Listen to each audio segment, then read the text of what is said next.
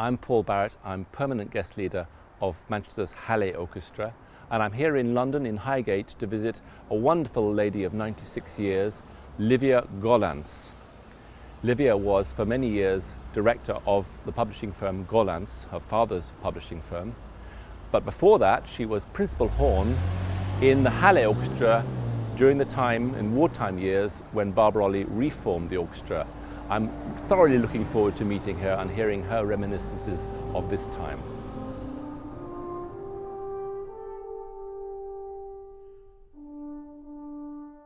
So Livia, we're here to talk about your time in the Hallé, but I'd like just to maybe set the scene a little bit about where you were before you came to the Hallé. You went to St Paul's Girls' School. Well, much more importantly, I went before that to Kensington High School, Right. where there was a marvellous headmistress called Miss Home, who was very keen on music. You eventually went to the Royal College of Music. I'm jumping a bit here because I want to get on. Well, I went to St Paul's. I was there for 4 years, Yes. and when I was 16, I was allowed to leave St Paul's and go to the Royal College of Music. And you were playing the horn by this time? No. No. I went as a viola player. I wasn't a good enough violinist to be a violinist, but I could get away with it on the viola. And when I went for my entrance exam, I said, I love the sound of the horn. Could I do the horn as a second study? And they said, well, if you do the piano for a year as an extra second, you can do the horn as a second study. Right. So I took the piano for a year as an extra second, and I did the horn as a second study. I had already got a horn, and I was teaching myself from a very good book on orchestration. It was the book on orchestration at that time. Yeah. And I was fascinated by what you might call the physics of playing the horn. So you played the horn, and then I'm jumping again, but by 1940 you were in the LSO. No, in 1939 I went up to the Scottish Orchestra and played fourth horn. I'd only been playing for 3 years. Right. And when I came back to London, where the war was on, and my parents wanted me to be evacuated for a bit, so I stopped playing for a bit. But I came back to London in 1940, late 1940 or early 1941, and I was very soon taken up by the LSO because they were going on a month's tour in May 1941 of one-night stands. Yes. And during that time, the Queen's Hall was bombed, and the LSO had been told they were to do the proms that year. And in those days, one orchestra did the whole of the proms, not like it is now at all. You had a week's rehearsal beforehand for what Henry Wood called his novelties. And after that, you just had topping and tailing every day, and the concerto and the arias and whatever. And the programs were much longer than they are now. So it was really hard work. I found on the internet, I found an allusion to you playing a concert with Dennis Brain, first horn, and Norman Del Mar playing second horn. And I don't know who was playing third horn, you were playing fourth horn, conducted by Harry Blech. And this was in the National Gallery. Would that have been in Myra Hess's concerts? Oh, absolutely, yes. I did a lot of them. Yes. We did the 13 instruments. And Yes, that was the Grand Partita, that's right, that's what it was. Yes. And then I stayed with the LSO, and they put me up to second. And Barbirolli used to come a lot to conduct us from New York. He would come over, and you know, Beethoven put a lot of second horn solos in his works, like in the Eroica, that sort of thing. There's a lot for the second horn to do. And so Barbirolli got to know my playing a bit. Right, so Barbirolli came back when he was from New York Phil to reform the Hallé. That's right. And he was expecting 70 players, and he came back and he found there were only 26. Yes, because all the others stayed in the BBC Northern. And he had 5 weeks in which to audition an orchestra. Now, could you tell me about what happened with you with the audition? I will. I didn't have an audition. You didn't? No. You already had done it, I suppose. He'd heard you. For he had heard me play second horn, yes. Because he mentions you in the BBC Monitor programme of 1965. He mentions you as one of the people who came. That's right. Well, tell you what happened. I was living at that time in a diggory in Shepherd's Bush, in a musician's house. Okay. And one of the people who also had the bed set there was Maurice Smith, the trombone player, who was the fixer at Covent Garden. And he said to me, "Barbirolli's absolutely stuck for a first horn, why don't you phone him up?" And he got me his phone number, and I phoned up Barbirolli, and I said to Barbirolli, "I hear you're absolutely stuck for first horn. I have played first horn. At that time I was playing in something called the Queen's Hall Light Orchestra, Right. and that was a BBC small orchestra, small group, and I was the only horn player in that. And I said, "Well, you know, I haven't played first horn in the symphony orchestra, but you know my playing." And he said, "My dear, how much do you want?" Wonderful. And I had the job. Wonderful. That's how I got that job. So you moved to Manchester, I moved to Manchester. and now I know that there was a Manchester debut for the Hallé reform, but before that there was a tour starting in Edinburgh, Glasgow, coming all the way down to Harrogate, Leeds. Did you do that Was tour? there? Yeah, that's what I read. I don't remember that, but I do remember we had at least a week, if not a fortnight, in Bradford, Yes, that's right. playing at the theatre there Yes, to work up a repertoire that's right. and for the orchestra to get together. Yes. And you played the big first concert to 6,000 people in Bellevue. Did we? Yes, it's just unbelievable. If we could only have 6,000 people now, but it must have been so needed in this wartime. Tell me a little bit about what it was like, the deprivations of being a musician. Well, it was hardly a deprivation for me because horn players were rather few and far between. Yes, And I was working 13 days out of 14. really. In the end, I wore my teeth out and I had to give up playing the horn because I had ridges in my teeth. You see, Dennis Brain hadn't really happened by then, and it was he who made the horn so popular. And people just didn't want to play the horn. Yes, It was considered too difficult or too dangerous, yes, I think it probably particularly is. for men with families, you know. Yes. There were. Am I right in thinking at this time in the Hallé there were a lot of women players? A lot. Yes. Do you remember any of them? Do you remember any of the names? Phyllis Greenhouse, Phyllis Greenhouse, yes. I remember her. Do you remember Joy Forster? The viola Yes, player? she played the viola. Yes, because Came from Ireland. she was a friend of mine. Oh, yes. Because I come from Belfast. She married an Austrian composer called Kurt Roger, who was a That's pupil right. of Schoenberg. That's right. And I knew her really well when I was young. And She didn't come just when I came. She came a little later. right, but she has written quite a bit about the tour to the Western Front that happened. Were you Oh on? yes, I was on Could that. you tell us a little bit about that? That was an extraordinary thing to do. Well, yes, we all went to Folkestone. We went onto the ship, and then the fog came down, and they wouldn't allow us off the ship in case we phoned friends and said where we were. And so we were kept on the ship, I think for 2 days, sitting in the harbour, living on bully beef sandwiches and tea, and with a ship full. It was a troop ship, Yeah. and several people from the orchestra got together in little groups and roamed around playing to the troops and that sort of thing. And then we went across when the fog lifted. We had to get off terribly quickly because there was a wreck in the harbour, and we had to we could only go in at high tide. Right. And we then got off the ship and we went up through Bruges and Ghent to Brussels, and stayed in Brussels for a bit, and we played a concert in Brussels, or several, I think. And we were going to Antwerp, but the cinema where we should have played was bombed when it was full of people. Terrible business the day before, the night before we were supposed to play there. So that was that. What was the atmosphere like in the orchestra? This is a Well, frightening thing to have done. Well, it sort of sounds awful to say so, but it was really rather fun. Yes. I mean, we were doing such interesting things Yes. and playing to wonderful audiences, and we were in this hotel in Brussels, and what the cooks did with army rations was nobody's business.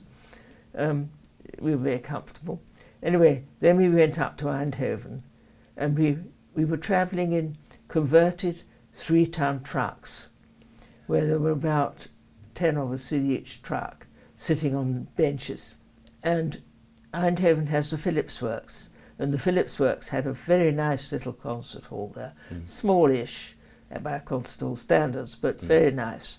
And I mean, we were playing proper music. We did Brahms piano concertos with Solomon, for instance. You played Mendelssohn Concerto with Grumio, I know. We did. Yes. We were going to play with that generation older than him, a very well known who played with Casals, a trio with Casals and Thibault. Thibault. Yeah. Thibault was coming out of retirement to play with us, but they decided not to. Right. So we had Grumio, and it was Grumio's more or less his debut. A wonderful violinist. Very fine violinist. And we got bombed because we did 2 or 3 concerts there. The Hallé must have garnered a lot of praise for having gone and done these concerts, and Barbirolli was with you the whole time. Oh yes. It was special. I think it was the first orchestra to do this, and probably. And yes, I think it was 1944, Christmas 1944. That's right. And we also went down to Lille. And when you came back, then the normal series started. Your proper yes, series, we came back. We came back we were there for Christmas. Yes. And when we came back in early January, and the concerts all started up again. Yeah. And tell me now a little bit about Barbirolli as a conductor. He's a. Well, I liked him. I was happy with him. Yes. Most people did. I mean, on the whole, one didn't like conductors, but no. He was one. I've heard of that. Well, he was one of the few that I did like. Or yeah. I did anyway. I was happy with him, and he was very clever with me because he knew that if I cracked notes on the horn at rehearsals, I wouldn't do it at the concert. So he let me crack notes at rehearsals without worrying. So I didn't do it at the concerts. Was he a technician? Was he a very clear conductor? Was that his I always style? found him very clear. Yes. He was a cellist. Yes, he was a fine cellist. I mean, he was unstinting of giving off his energy. He would rehearse strings in the morning, wind in the afternoon, and everybody together in the evening when we had a rehearsal day. It seems to me that he had a capacity to get the best out of everybody who was there. He did. Which to me is the most important feature for any conductor, because even if he's got everything else, if he hasn't got that... Well, he was like one of us. Yes. I mean, when we had a rehearsal morning, he'd be out. We rehearsed in this old school, and there'd be coffee and stuff, and he'd be bringing his coffee out and drinking it out on the pavement the way where we were if the weather was fine. I mean, he was almost one of the orchestra. Yes. And I think that was because he had been an orchestral musician. Yes. And it made a big difference with his attitude to us and our attitude to him. Yes. Do you think, would you say that he gave, because he was a cellist, he was particularly good with the strings more than the winds, or was it not like that? I mean, he was well known for this wonderful string sound. Well, he was wonderful with the strings, and I found him very good. I liked playing for him. But I had a unfortunate experience at the end of my time there, because I was very arrogant in those days. And he said to me, "You know, I sometimes feel you don't approve of what I'm doing." So I said to him, "No, well, I sometimes feel that you're a bit too romantic in your approach to classical music." And he took it very well. But the next day he called me in and said, "After what you said yesterday, I think our ways should part." So I basically, that was it. It came to a natural end. Yes. There. And I phoned up the Scottish Orchestra. They'd been in touch with me. So I went straight up to Glasgow. Just going back now, a few of the personalities in the orchestra. Do you remember Arthur Percival? Oh yes, he was a great joker. It's said that he mimicked Barbirolli, and Barbirolli quite enjoyed it. I'm sure that's true. Yes. And Lawrence Turner, the leader. I got on very well with him. And who else would there be? Oliver Bannister. Yes, played the flute. Now he was very brilliant. very young, wasn't he? He was very young. He was about 16. Yes. He played extremely well. He eventually went to Covent Garden. Did he? Yes, about 10 years later. Yes. Now, in your time, you weren't there very long, but you did 2 make years. some recordings. You made Bach's Third Symphony and Vaughan Williams, was it? Vaughan Williams. 5? Yes. 5. What was that? Tell me about the Bachs. What was that like? That must have been... Well, I've got a copy of it here. It's on CD now. All right. The second movement started with a horn solo, about 20 bars of horn solo, unaccompanied, and for which he made me to go right to the end of the studio to play it, because it was supposed to sound distant. And I had to creep back into the orchestra after I had played it, and try not to let my footsteps be heard. And Vaughan Williams 5 starts also with horns. Yes, but that's not solo. No. That's 2 horns together, and it was much simpler, much more straightforward, and in the best register for playing on the instrument, whereas Bach's took you all over the instrument. Right. I'm just wondering, what are your abiding memories of your time in the Hallé? What comes to mind? I don't really think of the music so much as living in Manchester and where I lived. And I was in very nice digs there. And there were 1 or 2 other people from the orchestra in the same house. And I had a bicycle. All right. They didn't. So I went off on my own quite a lot.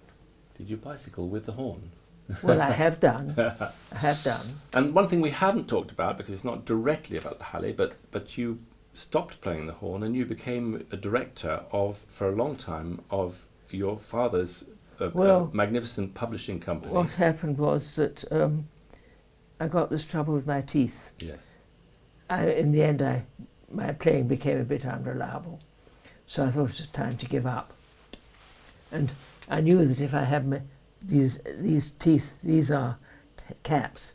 As soon as they put caps on, your embouchure changes completely, and I couldn't have played again, or I'd have had to have started learning all over again. I wouldn't have played for 3 or 4 years. So that was that.